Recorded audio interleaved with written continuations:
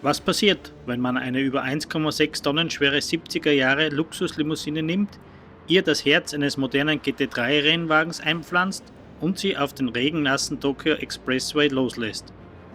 Richtig, absolute Dominanz.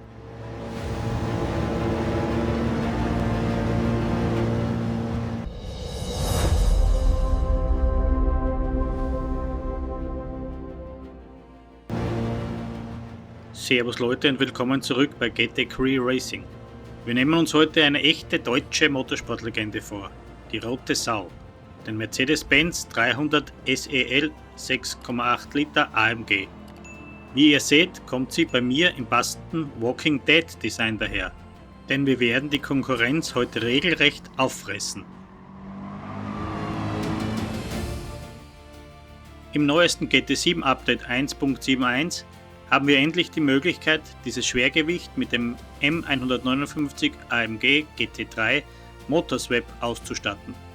Das Ergebnis ist das ultimative 600 LP Monster. Wir grinden hier über 2 Millionen Credits pro Stunde, fahren das gesamte Rennen ohne einen einzigen Boxenstopp durch und absolvieren ganz nebenbei eine absolute Masterclass in Sachen Reifenmanagement und der neuen Fahrphysik. Schnallt euch an, holt euch das Auto beim legendären Händler, wir bauen uns jetzt den ultimativen Tokyo Dominator. Und Leute, aktuell gibt es dieses Auto noch beim Händler, also seid schnell und schlagt zu. Wenn ihr das Auto habt, knallen wir den GT3 Motor rein.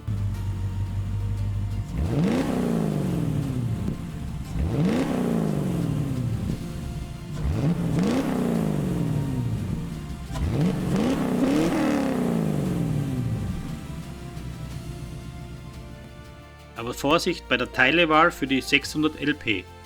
Ich zeige euch hier ganz transparent einen Fehler, den ich in meiner ersten Testsession gemacht habe.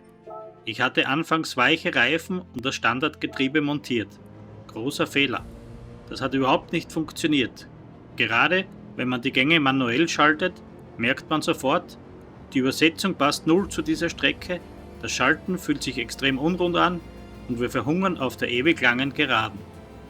Die Lösung für unsere No-Stop-Strategie ist unfassbar einfach, denn wir brauchen weder Ballast noch einen Motorkraftbegrenzer.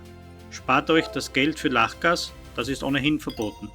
Wir brauchen exakt 3 Dinge: die Bremsballonsteuerung, das voll anpassbare Renngetriebe und die Medium-Sportreifen. Und genau hier greift unser Setup-Trick.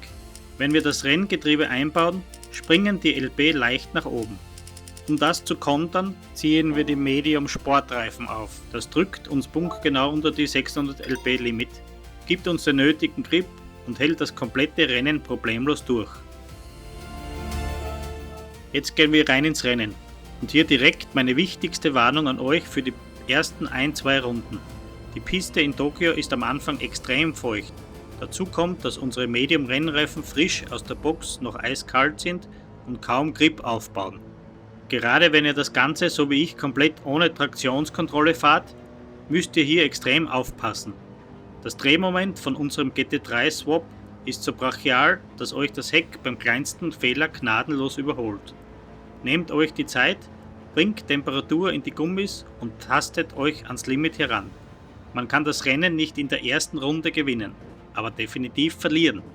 Sobald die Reifen auf Temperatur kommen, trennt sich mit der neuen 1.71 Physik die Spreu vom Weizen. Die Rote Sau ist sehr massiv.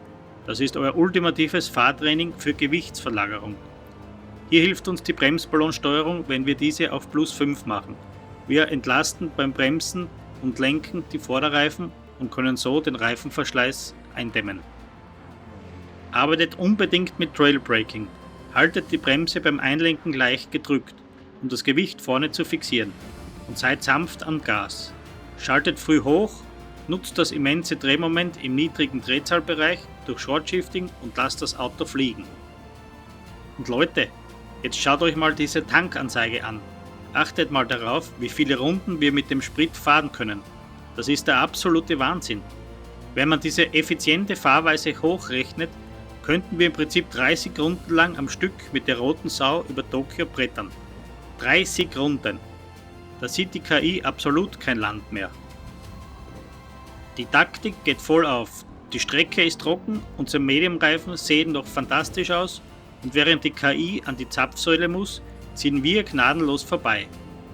Und genau hier auf Platz 1 müssen wir kurz darüber reden, was für ein historisches Schwergewicht ihr da jagt. 1971 beim 24-Stunden-Rennen in Spa. Die AMG-Gründer nahmen diese fette Limousine, bohrten den V8 auf 6,8 Liter auf und schufen ein 422 PS Monster. Die Konkurrenz, die in kleinen flinken Autos wie dem Ford Capri saß, hat anfangs gelacht.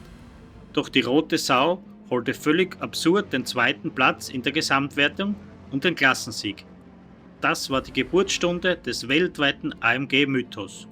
Das Kuriose: Der echte Rennwagen damals war so schwer, dass er Sprit und Reifen regelrecht gefressen hat. Mit unserem modernen GT3-Swap, den Mediums und der sauberen Fahrtechnik haben wir dieses alte Problem der Legende hier in GT7 endgültig gelöst. Da ist der Sieg und der fehlerfreie Bonus. Ein geniales Setup für die Garage und das Konto. Leute, wenn euch dieser Deep Dive in Setup, Fahrphysik und Historie gefallen hat, lasst unbedingt ein Abo da und drückt den Like-Button. Wer noch tiefer in Simracing einsteigen will, kommt auf den Discord in die GT3 Academy und Community. Wir tauschen uns dort täglich über Telemetrie, Setups und Racecraft aus. Den Link gibt's in der Beschreibung. Danke fürs Zuschauen, bleibt schnell, bleibt sauber und wir sehen uns auf der Strecke. Ciao, euer Kri.